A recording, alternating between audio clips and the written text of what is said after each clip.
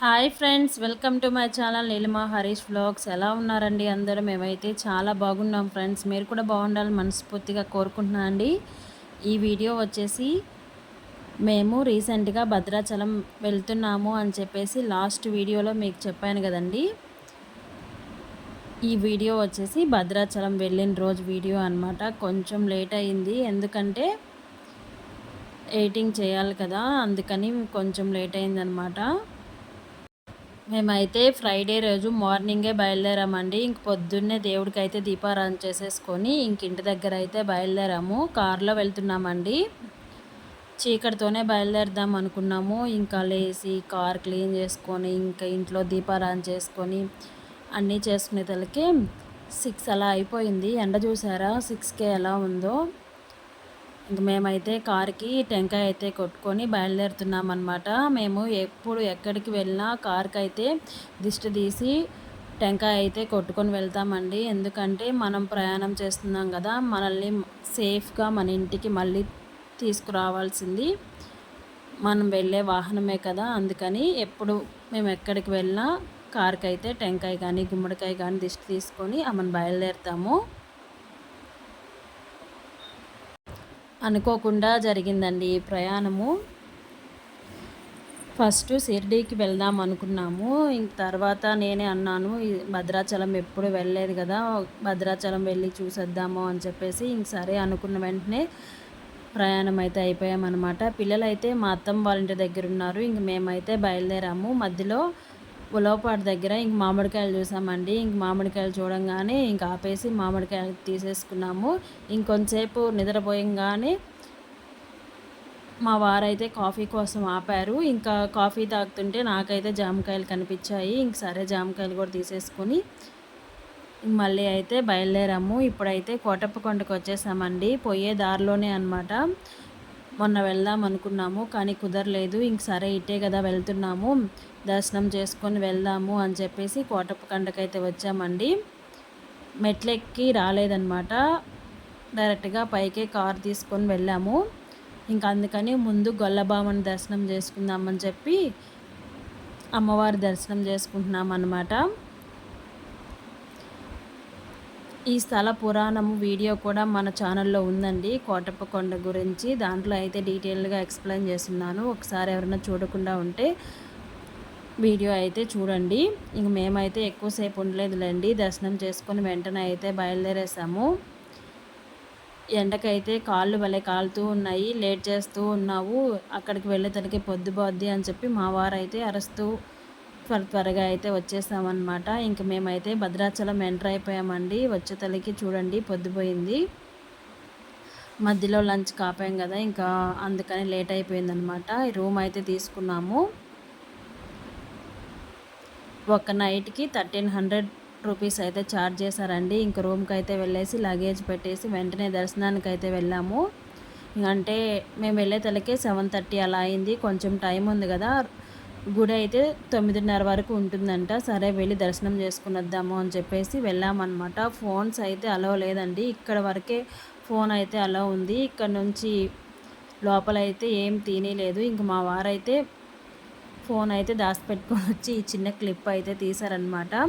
ఇక్కడేనండి చెట్టు ఉంది, ఆ చెట్టు కింద ఉండే శ్రీరామదాసు ఈ గుడిని అయితే కట్టించాడంట. ఇంక మేమైతే దర్శనం చేసేసుకొని ఇంక రూమ్కి వెళ్ళిన తర్వాత ఉదయాన్నే గోదావరి దగ్గరికి వచ్చామండి స్నానం చేయడానికి. చూడండి ఎంత ప్రశాంతంగా ఉందో గోదావరి అయితే. ఇంకా గోదావరిలో అయితే మునిగిన తర్వాత మళ్ళీ దర్శనానికి అయితే వెళ్ళామండి. నైట్ చూసాం కానీ నాకు ఎందుకో అంతలా అనిపించలేదు. ఇంకా మార్నింగ్ కూడా వెళ్ళాలి అని చెప్పేసి అడిగాను అనమాట. ఇంక సరే మార్నింగ్ కొంచెం రష్గా ఉండింది, నైట్ అయితే కొంచెం త్వరగానే దర్శనం అయిపోయింది. మార్నింగ్ అయితే కొంచెం రష్గానే ఉండింది, అయినా పర్లేదు దర్శనం చేసుకోవాలి అని చెప్పేసి లోపలికి అయితే వెళ్ళాము. చాలా బాగా దర్శనం అయిందండి, చాలా ప్రశాంతంగా ఉంది. స్వామివారిని చూస్తుంటే అమ్మవారు ఒళ్ళో కూర్చోబెట్టుకొని స్వామి త్వడ పైన కూర్చోందనమాట అమ్మవారు. పక్కన లక్ష్మణ స్వామి ఉన్నారు, చాలా బాగుంది. ఇంక మేమైతే దర్శనం చేసేసుకొని ఇంక వెంటనే పర్ణశాలకైతే వచ్చామండి. అక్కడి నుంచి ఒక 35 కిలోమీటర్స్ అనమాట. అక్కడ నుంచి మళ్ళీ ఒక 35 కిలోమీటర్స్ వస్తే మనకి పర్ణశాల అయితే వస్తుంది. ఇదేను పర్ణశాల అనమాట.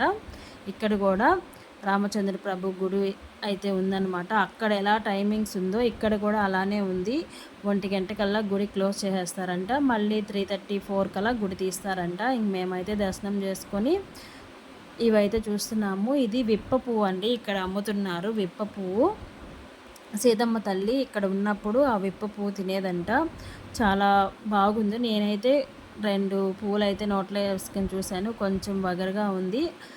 అలా ఉంటేనే కదా మనకి బీపీకి, షుగర్లకి అవన్నీ తగ్గేది. ఇంక లోపలికైతే ఫోన్ తీసుకెళ్ళనివ్వట్లేదండి. ఇంతకుముందు తీసుకెళ్ళనిచ్చే వాళ్ళంట. ఇప్పుడైతే తీసుకెళ్ళనివ్వట్లేదు. మేమేదో దాచిపెట్టుకొని ఈ చిన్న చిన్న క్లిప్స్ అయితే షూట్ చేశాననమాట. అక్కడ మర్రి చెట్టు ఉందండి. ఇంతకుముందు 5 మర్రి చెట్లు కలిసి ఉండేదంట. ఆ 5 మర్రి చెట్ల దగ్గరే వాళ్ళు కుటీరం అయితే ఏర్పాటు చేసుకొని ఉండేవాళ్ళంట. ఇప్పుడైతే 5 మర్రి చెట్లు అయితే లేవు. ఒక మర్రి చెట్టు అయితే ఉంది. మేమైతే అక్కడ చూసుకొని తర్వాత సీతమ్మ వారు నార చీర దగ్గరికైతే వచ్చేసామండి. ఇదేనండి.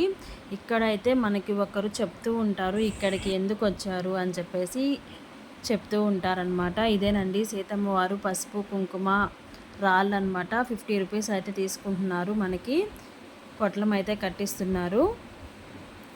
ఇది సీతమ్మ వారు 5 రోజులు పర్ణశాల నుంచి దూరంగా ఇక్కడికి వచ్చి ఉండేవాళ్ళంట.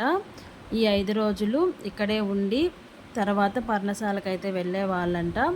చూసారా సీతమ్మ తల్లి ఇక్కడ కూర్చొని ఉండేది. ఇక్కడ అక్షింతలు కూడా ఇస్తున్నారండి. 10 రూపాయలు ఇస్తే అక్షింతలు, ₹1 బిల్ అయితే ఇస్తున్నారనమాట. ఇక్కడ నుంచి కొంచెం లోపలికి వెళ్తే లక్ష్మణుడు శూర్పణఖ ముక్కు చెవులు కోసేసిన దగ్గరికి అయితే వెళ్తున్నాము. అంటే వాకబుల్ డిస్టెన్సే ఉంటుంది. ఇక్కడ నుంచి కొంచెం అనమాట. దారిలో అయితే ఇలా షాపింగ్ కూడా పెట్టున్నారు.